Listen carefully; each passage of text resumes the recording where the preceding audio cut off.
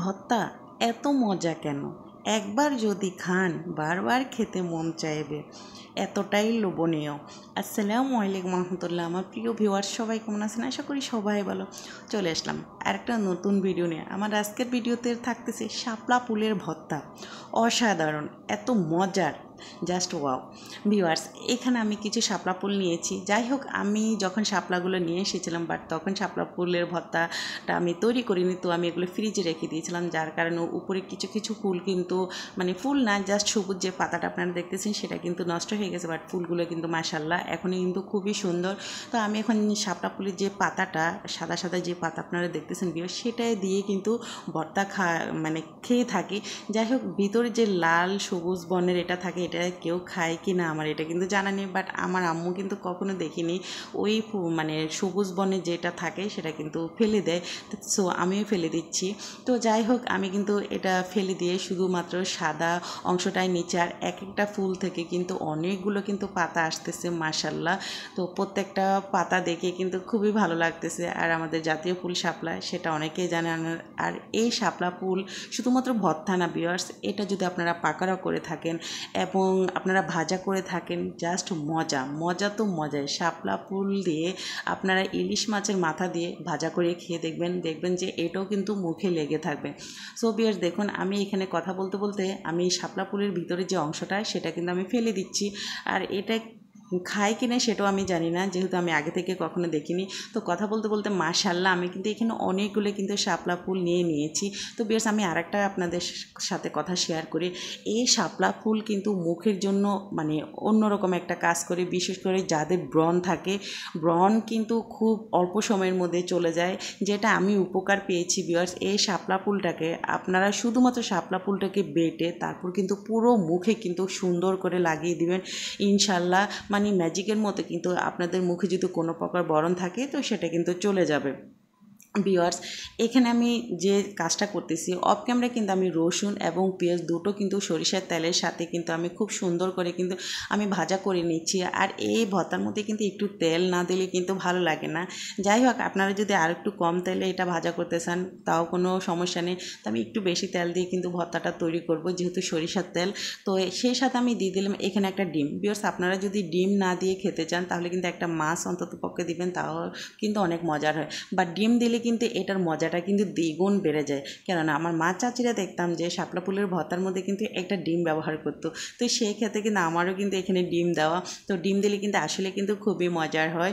তো যাই হোক ভিউয়ার্স, এখানে কিন্তু এই তো এভাবে কিন্তু আমি খুব সুন্দর করে কিন্তু নিয়ে নিচ্ছি। আর এগুলো কিন্তু সবগুলোই কিন্তু নিয়ে নিতে হবে ভিউয়ার্স। আর বাকি যে অল্প একটু তেল থাকে তো সেটার মধ্যে কিন্তু আমাদের শাপলা ফুলটা কিন্তু খুব সুন্দর করে কিন্তু ভেজে নিতে হবে। যেহেতু আমি এটা পাটায় বেটে ভর্তা করব, তো সেই ক্ষেত্রে কিন্তু এই ফুলটাকে কিন্তু আমি ভালো করে কিন্তু ভেজে নেব। আসলে এখানে অনেকগুলো কিন্তু ফুল দেখা যাচ্ছে, বাট যখন এটাকে আমি তেলের মধ্যে একটু নাড়াচাড়া করবো কিছুক্ষণ পর দেখবেন ভিউয়ার্স এটা কিন্তু একেবারে কমে যায়। তো ডিম আর পেঁয়াজ রসুন যদি একটু বাড়িয়ে দিই তাহলে মোটামুটি আমরা কয়েকজন খেতে পারবো। তো সেই উদ্দেশ্যে আমি এখানে একটু বাড়িয়ে দিলাম সব কিছু। তো যাই হোক, এই অল্প হিটে, বিশেষ করে ভিউয়ার্স এই পাতাটা কিন্তু একেবারে লো হিটে রেখে, আর জাস্ট একটু একটু যে তেলটা আপনারা দেখতেছিলেন, তো সেই তেলের মধ্যেই কিন্তু আমি এখানে পাতাগুলো কিন্তু খুব সুন্দর করে আমি নেড়ে চেড়ে দিচ্ছি। কেননা আসলে কাঁচা ভর্তা আমি কখনো খাইনি শাপলা ফুলের, সবসময় কিন্তু এভাবে ভর্তা খেয়েছি। তো সেভাবে কিন্তু আমি এই ভর্তাটা তৈরি করতেছি। তো দেখুন ভিউয়ার্স, এখানে কিন্তু পাতাটা কিন্তু একেবারে কিন্তু নরম হয়ে গেছে। তো কিছুক্ষণ পর কিন্তু আমি পাতাটা নামিয়ে নেব। পাতাগুলো নামিয়ে অলরেডি কিন্তু আমি পাটা এখানে বসে দিয়েছি। এখন পাটার মধ্যে আমি যে কাজটা করব, প্রথমত ভিউয়ার্স আপনারা দেখেছেন যে আমি এখানে একটু হালকা ধনিয়া পাতা এবং রসুন, পেঁয়াজ, আমি কিন্তু ডিম একসাথে কিন্তু আপনারা দেখেছেন আমি তেলের মধ্যে কিন্তু খুব সুন্দর করে কিন্তু আমি ভাজা করে নিয়েছি।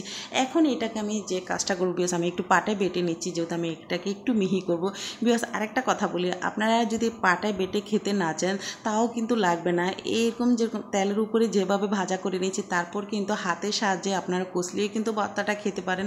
বাট আমার কাছে শাপলা ফুলের ভর্তা পাটায় বেটে মিহি করে খেতে কিন্তু ভালো লাগে। মিহি বলতে একেবারে মিহি করতে যাবে না, জাস্ট আস্তে আস্তে অল্প একটু রাখবেন, তারপরে কিন্তু অনেকটাই মজার হয়। তো এভাবে কিন্তু আমি খুব সুন্দর করে বেটে নিচ্ছি। যেহেতু এখানে কিছু রসুন আমি আস্ত নিয়েছি, দেখুন খুব অল্প সময়ের মধ্যে কিন্তু আমি সব কিছু কিন্তু আমি বেটে নিয়েছি, যেহেতু এগুলো আগে থেকে তেলে ভাজা ছিল। এখন আমি যে কাজটা করবো, এখানে শাপলা ফুল যেটা আমি আগে থেকে বেজে রেখেছিলাম, তো এখন আমি এগুলোকে একটু ঠান্ডা করেছি। অবশ্যই কিন্তু এগুলো একটু ঠান্ডা করে বাটবেন। তো এই তো শাপলা ফুলটা কিন্তু দেখুন কি সুন্দর বাটা যাচ্ছে, যেহেতু এটা তেলের মধ্যে ভাজা হয়ে গেছে, এখন বাটতে কিন্তু একেবারে সময় লাগে না। আরেকটা কথা, আসলে ভর্তা এমন একটা জিনিস, এটা পাটায় বেটে খেতে কিন্তু খুবই ভালো লাগে। সেটা মরিচ ভর্তা হোক বা শুটকি ভর্তা হোক, যে ভর্তাই হোক না কেন, আমার কাছে কিন্তু পাটায় বেটে কিন্তু ভর্তা খেতে কিন্তু খুবই ভালো লাগে। আপনাদের কাছে কেমন লাগে সেটা অবশ্যই কিন্তু আমাকে কমেন্টের মধ্যে জানাবেন। এই তো এদিকে আমার ভর্তাটা কিন্তু অলরেডি হয়ে গেছে। তা এখন আমি যে কাজটা করব, এখন সমস্ত ভর্তাগুলো কিন্তু আমি আবার ভালো করে কিন্তু একসাথে করে হাতের সাথে মিশিয়ে তারপর আমি আবার একটু পাটায় বেটে নিচ্ছি। আর এখানে আমি যে কাজটা করবো সেটা হলো শুকনো মরিচ। অবশ্যই কিন্তু ভর্তাতে আপনারা শুকনো মরিচটা ব্যবহার করবেন, কেননা শুকনো মরিচের ফ্লেভারে কিন্তু ভর্তার মানে মজাটা কিন্তু আরও দ্বিগুণ কিন্তু বাড়িয়ে দেয়। এখন আমি যে কাজটা করবো সেটা হলো, আমি এখানে একটু আস্ত ধনিয়া পাতা নিচ্ছি।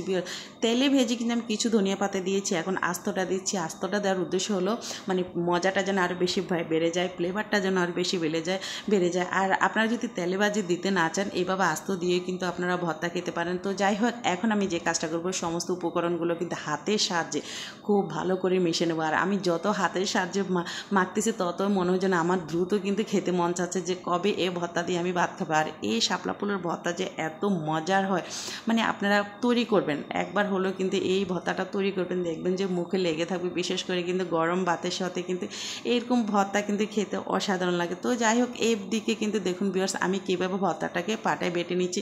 প্রায় 2 থেকে 3 বার কিন্তু আমি এগুলোকে ভালো করে কিন্তু বেটে নিচ্ছি। তারপরে কিন্তু দেখুন, এগুলো কিন্তু আমি একেবারে মিহি করিনি, খুব আস্তে আস্তে করে কিন্তু আমি পাটায় বাটতেছি, একেবারে না। তো এখন আমার মোটামুটি কিন্তু সব কিছু বাটা শেষ। এখনই কিন্তু ভিউয়ার্স আপনারা লক্ষ্য করলে বুঝতে পারবেন আমি কিন্তু লবণ দিইনি, যেহেতু আমি পেঁয়াজ এবং রসুন আমি যখন তেলের মধ্যে খুব সুন্দর করে ভাজতেছিলাম, তখন কিন্তু আমি একটু লবণ দিয়েছিলাম। তো এখন এই জন্য আমি লবণটা একটু করে দিলাম। আর ভর্তার মধ্যে আসলে লবণের পরিমাণটা আমাদের প্রত্যেকের ব্যাপার। তো যাই হোক, আমার ভর্তা কিন্তু অলরেডি হয়ে গেছে, এখন আমি সার্ভ করে নিচ্ছি। আর দেখুন ভিউয়ার্স, মাশাআল্লাহ কতটা লোভনীয় এবং কতটাই ইয়াম্মি একটা ভর্তা হয়েছে। অবশ্যই কিন্তু এরকম একটা ভর্তা তৈরি করে খাবেন, তখন কিন্তু বুঝতে পারবেন যে এটার মজাটাই কী। ভর্তা তৈরি করতে করতে কিন্তু আমি ভিডিওর একদমই কিন্তু শেষ পর্যায়ে চলে এসেছি। মাশাআল্লাহ খুবই অসাধারণ হয়েছে, খুবই লোভনীয় হয়েছে। আজকের মতো এখানে বিদায় নিচ্ছি। আল্লাহ হাফিজ।